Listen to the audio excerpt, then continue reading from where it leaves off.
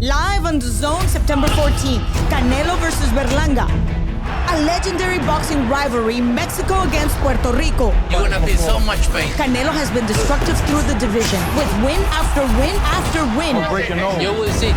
But a fearless Berlanga is ready and coming for all the belts, unbeaten and hungry.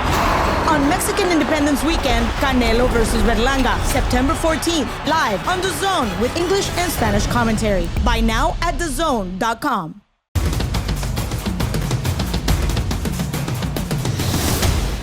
Hi, everyone. I'm Manu Kakopian, and I have the pleasure to be joined by UFC President and CEO Dana White. Dana, you're getting ready to stage the first ever live sporting event at the Sphere in Las Vegas, September 14 for UFC 306, Mexican Independence Day weekend. Let's get right into it. How is UFC Noche the most ambitious project of your entire career?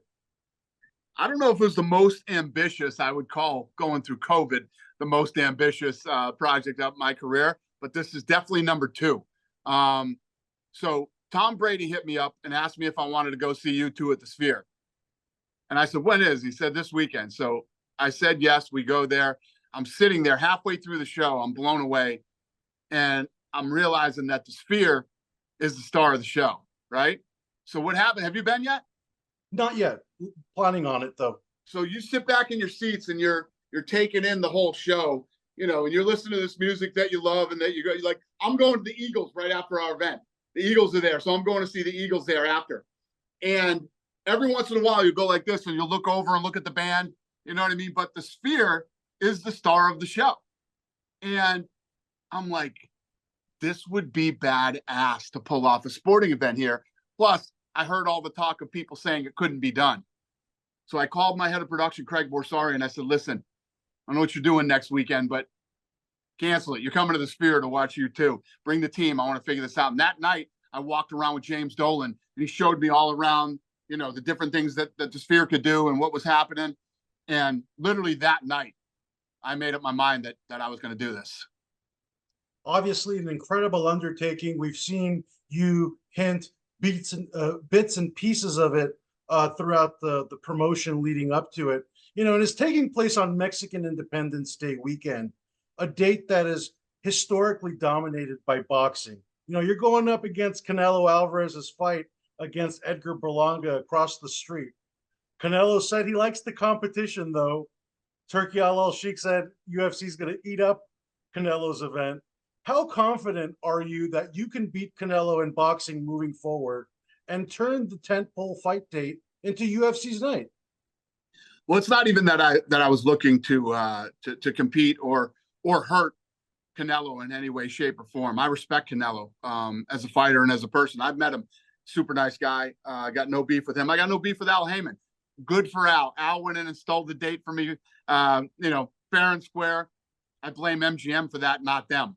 So, but if this didn't happen and didn't go down the way that it did, I wouldn't have the opportunity to do the Sphere. You know what I mean? I'm under contract with MGM, but they fucked me so bad that, you know, Bill Hornbuckle, the guy who runs MGM, he gave me the Sphere to sort of reach out the olive branch, I guess, to make this. So this thing was meant to happen. It was meant to happen. And, you know, I'm not talking smack about anybody. This is going to be the biggest gate in UFC history. It's going to come in at $22 or $23 million. MGM is guaranteeing their gate at $25 million. You know what I mean? They're guaranteeing them the gate. It's legit my gate.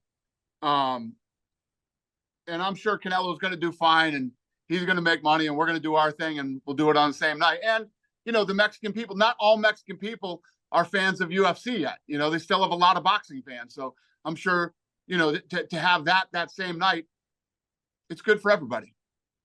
You mentioned the record-breaking gate for Nevada that the UFC will have. You also said that it's costing upwards of $20 million to produce the event. $20 million on the nose. Yeah. When everything is said and done, will UFC Noche be considered a financial success for you guys too? Absolutely. First of all, it's the biggest gate we've ever done. And number two, the pre-buys already broke the record for any fight we've ever done before. We're you know, more than a week out, and we've already broke the record for pre-buys on pay-per-view.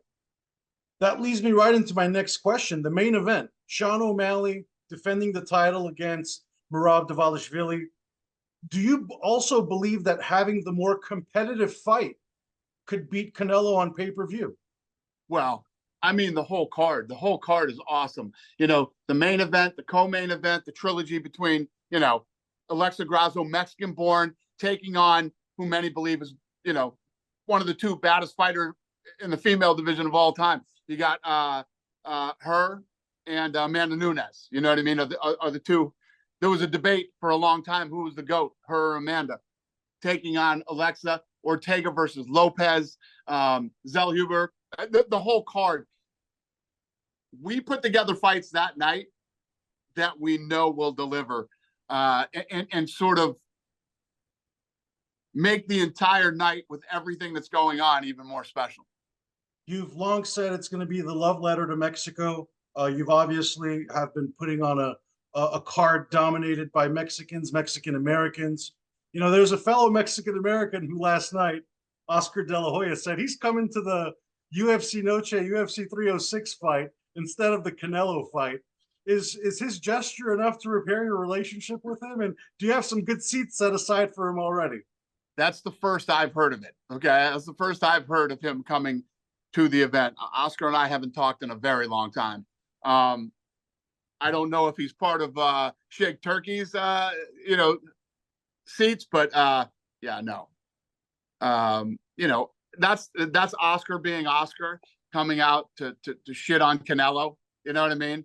Like I said, we this event will sell out for us. It's the biggest gate in UFC history, and I'm sure there are tons of boxing fans who are going to watch Canelo too. So it's not my competition on Saturday night is not Canelo.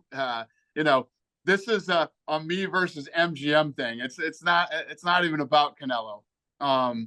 You know, MGM did this. They gave away my date, and it wasn't my date to give away. I took it the year before. They were pissed off at boxing, so I got the date the year before, right? And then literally that same weekend, they give it away without even telling me, asking me, or you know, saying anything. We were calling to get the date again for us to find out that they had already given the date away, and then they go in and guarantee the gate for $25 million. It's just, you know, these guys just are dirty at every turn. It's crazy. So yeah, my beef, believe me when I tell you, is not with Heyman or Canelo. I hope they kill it. But a blessing in disguise for you, because you had the ace up the sleeve and you end up being first and setting the precedent for everyone to follow after. It's incredible the way this played out. It was absolutely positively meant to happen. And what it's done now is changed my thinking of Noche UFC. Now on Sunday, September 15th, I'm going to be thinking, how do we change this up and make this special next year too? Do we do it in Mexico? Do we do it in Texas, Arizona? And what do we do? So no, this was absolutely a blessing in disguise. I'm so happy that MGM fucked me again. It led me down this path to do this. You know, moving on to some non-MGM business, you know, UFC Noche, it's sponsored by Saudi Arabia's Riyadh season. How are you planning on being involved with Turki Al Sheikh's boxing projects moving forward with your company TKO Boxing? Well, there's nothing done with his company. Obviously, we're doing some UFC events out there. I'm doing some power slap events out there with them. And when you look at what Sheikh Turki has done, he's made fights that you thought would never be made. It took Saudi Arabia money to get some of these boxing fights made. And when you think about the sport and how long it's been around, this is the first guy that is actually reinvesting back into the sport of boxing, investing into the sport. Everybody else takes. You know, it's like a going out of business sale every time they put on an event. Let's grab as much money as we can and run. He's actually reinvesting in the sport, and I find it interesting. You know, just in general, some UFC business. it appears lightweight champion Islam Makhachev's next title defense could be delayed due to injury. Are you considering an interim title fight for Arman Tsarukyan No. at any point? And what do you have planned next for the number 2 ranked Armenian? Yeah, Islam's fought so many times and is always willing to jump up and take a fight. So no, there won't be an interim title. When he's ready to go, we'll go. We have plans. We're looking at it right now on when he would fight. How about for Tsarukyan? Would it be against Tsarukyan? He's the number 1 contender. So against Tsarukyan, December 7th, still likely or no? I don't know. We're working on it. Gotcha. You know, if I say one word about anything, people that didn't do this interview will be right. Oh, Dana said, and that is not the case. So I don't. When I'm focused on the sphere, that's it. That's why we always like to get the information straight from the source's mouth. And of course, Conor McGregor. Everyone wants to know the update, the date for his return. Well, what's the latest updates you can share on Conor? I was skeptical from the jump, saying about Conor fighting in 2024. I am not about 2025. I think Conor fights early 2025. Fantastic. And how about a blockbuster McGregor-Canelo boxing match? I know that is something that perhaps both guys have been beefing in recent weeks. It appears they want the fight if the price is right. Is that a yes or a no? Having trouble with the audio over here. I'm saying. I heard you.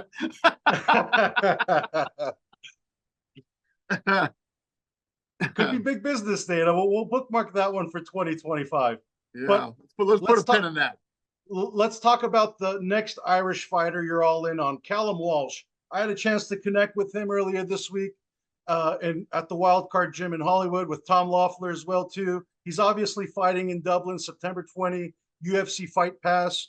And you'll be in Ireland right after UFC 306 to promote this event. No breaks for you. Why are you so high on Callum's future and potential? Yeah, and this thing will actually be distributed everywhere. It won't be on UFC Fight Pass. This will be distributed everywhere. You'll be able to watch it in the United States, Europe, Australia, all over the world. And you got that fight Friday night, and then you got Anthony Joshua on Saturday night. So it's a cool weekend of boxing. I love Callum Walsh. I love his style. I love the fact that this kid, who's at 7-0, 6-0, was fighting real tough guys. And again, no different at 11-0. He's fighting a guy 22-2. He's willing to take tough fights. And I just like the kid personally. I got introduced to him. I liked him. And this is fun for me. I'm having fun doing this. It should be an incredible homecoming for him. And I'll end our conversation with a focus on you. The nation saw you speak at the Republican National Convention in July in support of Donald Trump. I'm very curious. I'm sure a lot of people are. If Trump is elected and he has a special role planned for you, would you ever consider getting involved in politics? No way in hell. No way in hell. I love Donald Trump. He and I are really good friends. He's been a very good friend to me for a long time. Obviously, I have supported him since the first time he ran. And when he wins and he does his 4 years, that is a wrap for me. I'm not interested in politics in any way, shape, or form. Can we expect Donald Trump at UFC 306? No, he definitely will not be there. He's busy. He's got things to do. The next time you see Trump at an event, he will be the sitting president of the United States. Well, we'll wait to see the day if that happens. And lastly, how do you anticipate UFC 306 to be remembered 30 years from now? That's interesting. I think that we did Noche UFC last year, and it was super successful. The energy in the place with all the Mexican people, but this one's so different and special. I think this one will be looked at like you said earlier, the Ultimate Fighter finale, UFC 100, UFC 200, UFC 300. This will be looked at as one of those major defining moments in UFC history. Well, looking forward to it, Dana. Should be an incredible night of both MMA, boxing, everything all rolled into one. I think at the end of the day, fans win, Nevada wins, and I'm sure the UFC will be winning too. Thank you, sir. I appreciate it. Thank you for the time as well, Dana. Good luck to you. Thank you so much for watching this video, and make sure to subscribe for more videos of your favorite fighters over here on Fight Up TV, and give us a follow online as well at Fight Up TV on Twitter and on Instagram. We appreciate it, guys.